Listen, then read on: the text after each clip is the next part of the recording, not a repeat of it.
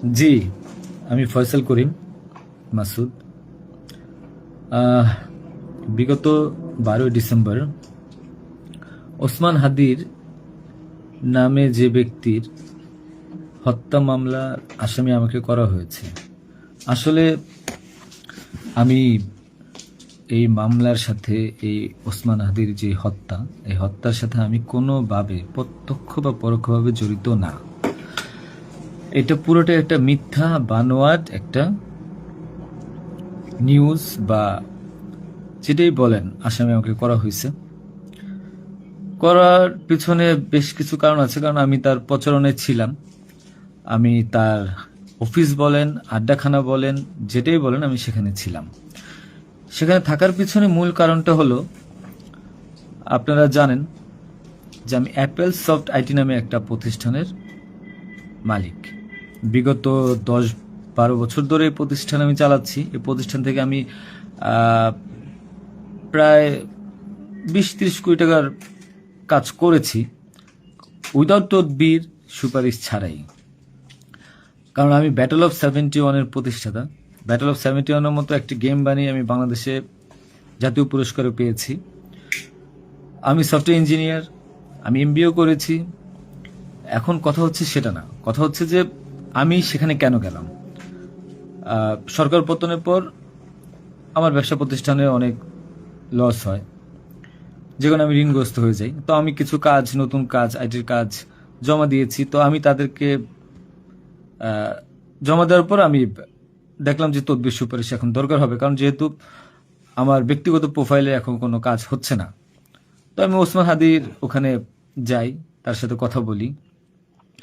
বলার পর সে আমাকে আশ্বস্ত করে বলে যে সে আমাকে কাজ পাইয়ে দিবে।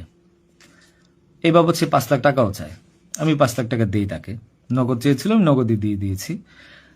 দেওয়ার পর সে আমাকে বললো, ভাই আপনি অ্যাজ এ ডোনার হিসেবে আপনি আমার যেই প্রোগ্রামগুলো হয় নির্বাচনী প্রচারণা, একটা অফিস দিয়েন, বা প্রচারণে মাঝে মধ্যে একটু ছেলে পেলেরে হাদিয়ে দিয়েন।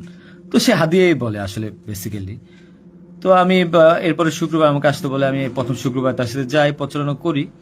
সেই সুবাদে আমি আমার 2টা ছোট ভাই নিয়ে গিয়েছিলাম, যারা এলাকার লোকাল। তো এখন তাদেরকে হয়তো আসামি করা হচ্ছে, আমি জানি না। তারা কিছুই জানে না, যেমন আমি জানি না, তারাও জানে না। তো তারপর তাকে আমি 5,000 টাকা দিই। তার সাথে যে ছেলেটা আছে জাবের, তাকে জিজ্ঞাসা করলে জানতে পারবেন, সবার সামনে আমি দিয়েছি, এবং হাদিয়া হিসেবে সে খুব হাসি মুখে এটা গ্রহণ করেছিল। তারপর ওই দিনের খাওয়া দাওয়া শেষ, প্রোগ্রাম শেষ, আমরা চলে আসি। এরপর আমি আমার ব্যক্তিগত কাজে, নানা কাজে ব্যস্ত ছিলাম। হাদি একদিন ফোন দিয়ে আমাকে বলে, ভাই 16ই ডিসেম্বর আসছে, আপনার সাথে কিছু কথা আছে, আপনি আসেন। তার হোয়াটসঅ্যাপ মেসেজটা চেক করে দেখলে জানতে পারবেন। আমি কিন্তু তার নেক্সট শুক্রবার দিন, মানে আমি বৃহস্পতিবার দিন আমি কিন্তু যাইনি। সে আমাকে ফোন দিয়ে নিয়েছিল যে আপনি আসেন, এসে আপনি দেখেন যে আপনার সাথে কিছু কথা আছে, আপনার কাজটার বিষয়ে কিছু কিছু কথা আছে, আর আমাদের 16ই ডিসেম্বর প্রোগ্রামে আপনি একটু হেল্প লাগবে। তো আমি যাই। সাথে আমার বেসিক্যালি আমি বাইক চালাইতে পারি না, সেজন্য আমার যে বাইক, সেই বাইকের একজন চালক ছিল, ওটা আমার খুব ক্লোজ ছোট ভাই, আমার খুব স্নেহের, আলমগীর। এবং তাকে নিয়ে যাই সাথে করে। যাওয়ার পরে তার সাথে আমি, পতাকা হবে 35 ইঞ্চি, 40 ইঞ্চি, 18 ইঞ্চি, এগুলো জাবেরকে জিজ্ঞাসা করলে পাবেন, তার সাথে লোক, তাদের সবাই যারা ছিল ওই সিসি ক্যামেরা যাদেরকে যাচ্ছেন সবাইকে জিজ্ঞাসা করতে পারেন। এবং তাকে 250 গেঞ্জি বানিয়ে দিতে হবে, এই জন্য কত টাকা লাগবে ডিটেল। এবং ঘটনার দিন আমাকে সে রিকোয়েস্ট করে, আজকে যারা এই যে আপনারা দেখছেন হাজার হাজার লোক, শত শত লোক, হাদির তো এত লোক ছিল না, কারণ সে আমাকে নিজেই রিকোয়েস্ট করেছিল যে ভাইয়া আপনি আমাকে 5-10টা পোলাপাইন দিয়েন, আর 16ই ডিসেম্বরে 50টা ছেলে পেলে দিয়েন, যেন আমার পতাকাটা ধরতে পারে, আমার প্রোগ্রামটা সাকসেস করে দিতে পারে। তো দেখেন, তো ওই জায়গায় আমি তাকে আশ্বস্ত করি, ঠিক আছে আমি চেষ্টা করব। তো পরের দিন আমি যাই। পরের দিন আর মাঝখানে একটা কথা বলি, আমার এর পরের দিনই দুবাই যাওয়ার কথা ছিল, যেহেতু আমার দুবাইয়ের মাল্টিপল গোল্ডেন ভিসা আছে। আমি এর আগেও দুবাই গিয়েছিলাম। তো আমার একটা কাজে দুবাইয়ের কিছু প্রোডাক্ট কেনার কথা ছিল। তো আমার টিকিটটা আমি ওই দিন ক্যান্সেল করাই, যেহেতু সে রিকোয়েস্ট করেছে, পিছায় দিই। তো সেই বাবদে যেহেতু 10টা বাজে প্রোগ্রাম, তো আমি ভোরবেলায় বের হই। আলমগীর আমার বাসায় ছিল, আর আমার ওয়াইফ, বাচ্চা যেহেতু নরসিংদীতে থাকে, 5ই আগস্টের পর তারা ওখানে সেটেল করে দিয়েছিলাম। তো থাকার পর সুবাদে আমি আমার বোনের বাসায় উঠেছিলাম। আমি কিন্তু অন্য কোথাও যাইনি, আমার বোনের বাসায় উঠেছিলাম ওদিন রাতে। তো ওই বাইক নিয়ে যাই, যেহেতু বাইকটা আমার, আমি কিনেছি। তো এর নাম রেজিস্ট্রেশন হয়নি। তো আলমগীর বাইকটা চালায়, আলমগীর নিয়ে যায়। তো ভোরবেলা আমরা একটা উবার ডাকি, উবার ডেকে আমরা একটা রিসোর্টে যাই। এটাও সত্য। ওই রিসোর্টে যে মেয়েটা ছিল, ওই মেয়েটা বেসিক্যালি আলমগীরের গার্লফ্রেন্ড। কারণ আলমগীর আমি দুবাই চলে যাওয়ার পর সে যেহেতু এলাকায় থাকতে পারছিল না, তার একটু বাইরে থাকতে হবে। তো মেয়েটা তার কাছে একটা হেল্প চায় বাসা ভাড়ার জন্য। তো আলমগীর তার গার্লফ্রেন্ডকে হেল্প করার জন্য বলে, ঠিক আছে তুমি আজকে দেখা করো, আজকে আমাদের অনেক কাজ, তোমার সাথে আমি পরে দেখা করতে পারবো না। তো আলমগীরের সাথে আমি যাই। যাওয়ার পর 8টা 9টার দিকে আমি আবার চলে আসি, কারণ আমার এই টিকিটটা ক্যান্সেল করতে হবে। আবার হাদির প্রোগ্রামে যেতে হবে, ছেলে পেলে নিয়ে যেতে হবে। তো আমি প্রিপারেশন নিয়ে সকালবেলা চলে আসি। আসার পর এখানে যে মেয়েটার গার্লফ্রেন্ড বানানো, মিথ্যা বানোয়াট একটা প্রচারণা, মানে এর চেয়ে লেম জঘন্য কোনো কিছু হইতে পারে না এই দেশে। মানে আমাকে আসামি করেছেন, ভালো কথা করেন, কিন্তু এইরকম মিথ্যা মানুষের কলঙ্ক দেওয়ার কোনো মানে নেই। সতরা জানেন ওই মেয়েটা গরিব একটা মেয়ে, মেয়েটাকে ফাঁসাচ্ছেন, মেয়েটাকে দিয়ে যা মন চায় তাই বলান।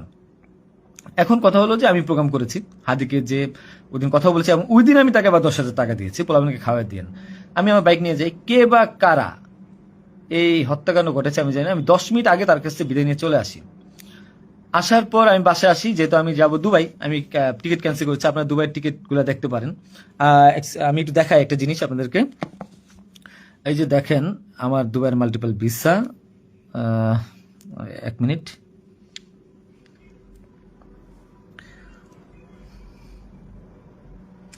এই যে দেখেন আমার দুবাইয়ের মাল্টিপল ভিসা। হ্যাঁ, ওকে। আমি এখান থেকে ক্যামেরা যেহেতু দেখা যায় না, আমি এখান থেকে দেখাই। এই যে দুবাইয়ের মাল্টিপল ভিসা আমার স্পষ্ট আছে, দেখেন। ঠিক আছে, দেখেন। আরো ভালোভাবে যদি দেখাইতে চাই তাহলে দেখতে পারবেন কিনা আমি জানি না, একটু ভালোভাবে দেখেন। যাই হোক, এটা আমার দুবাইয়ের ভিসা। তো এরপর আমি এই যে আমার দুবাইয়ের ভিসা, আমার ওই দিন টিকিট ক্যান্সেল করি এবং আমি যাবো আমার কাছে বিদায় নিবই স্বাভাবিক। আমার ভাগিনা একটা আছে 5 বছর বয়স, সে আমার মোবাইলটা ফেলে দেয়। মোবাইলটা ফেলে দেওয়ার কারণে যেটা হয়েছে যে আমার এই মোবাইলটা নেওয়ার জন্য আমার দুই ভাগিনা খুব দৌড়ঝাঁপ করে মোবাইলটা নিয়ে আসে। আমার কাঁধে ব্যাগ ছিল, এখন ব্যাগকে অস্ত্র ব্যাগ বানিয়ে দিচ্ছে, কিচ্ছু করার নেই আমার, যা বলবে তাই সত্য। আর আমার বাইকের নাম্বার প্লেট চেঞ্জ করে নাম্বার ম্যানহোল থেকে উদ্ধার করা, আমার বাবা 2বার ব্রেন স্ট্রোক করছে, তাকে দিয়ে উদ্ধার করানো, এটা কোন নাটক আমি জানি না। তো তারপর এই তো বাইক উদ্ধার দেখলাম, এগুলা দেখলাম। এরপর আমি বিদায় নিয়ে চলে আসি।